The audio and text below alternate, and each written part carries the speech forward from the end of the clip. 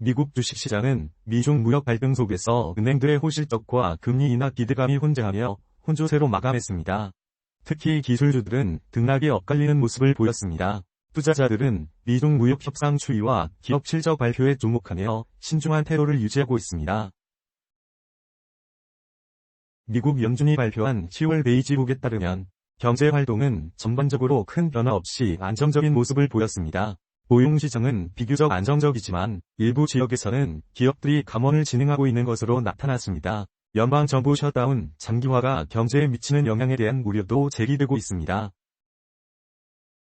유럽에서는 프랑스의 정치적 불안감이 다소 완화되면서 유로화가 강세를 보였습니다. 앤드루 베일리 잉글랜드은행 총재가 고용시장에 대한 우려를 표명하면서 영국 국채금리는 하락했습니다. 유럽 경제는 정치적 안정과 통화정책 변화에 따라 민감하게 반응하는 모습을 보이고 있습니다. 국대 유가는 미중 무역 긴장과 공급 과잉 우려가 지속되면서 하락세를 이어갔습니다.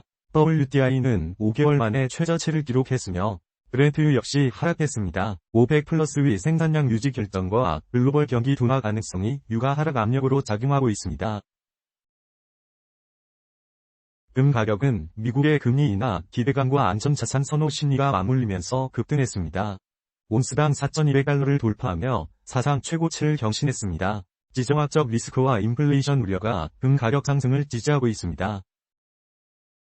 현대 시장은 불확실성이 높으므로 균형 잡힌 투자 전략이 중요합니다. 주식시장에서는 실적 개선이 기대되는 종목을 중심으로 선별적인 투자를 고려하고 채권 시장에서는 금리 변동에 대비해야 합니다.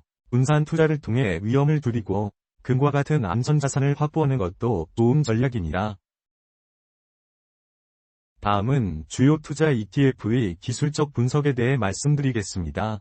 코스피는 단기 상승 추세이지만 RSI와 윌리엄즈 R 지표가 과매수 상태를 나타내고 있어 조정 가능성에 유의해야 합니다. MACD 지표는 골든크로스 상태이지만 변동성 확대에 주의가 필요합니다. 뉴스 요약에 따르면 미중 무역 갈등, 금리 인하 기대감, 경제지표 혼조세 등 다양한 요인이 시장에 영향을 미치고 있습니다. 따라서 현재는 적극적인 매수보다는 관망하며 시장 상황을 주시하는 것이 바람직합니다. 코스닥 기술적 지표는 단기 상승 추세이나 RSI와 윌리엄즈 R은 중립적인 위치에 있습니다. MACD 데드크로스 발생은 변동성 확대를 의미하므로 주의가 필요합니다. 뉴스 요약에 따르면 미중 무역 갈등, 금리 인하 기대감, 기업 실적 혼조 등 다양한 요인들이 시장에 영향을 미치고 있으며 불확실성이 높은 상황입니다. 따라서 코스닥 시장에 대한 투자는 신중하게 접근해야 하며 위험 관리에 유의해야 합니다. 한국배당주 ETF에 대한 기술적 분석과 뉴스 요약을 바탕으로 투자 전략을 제시합니다.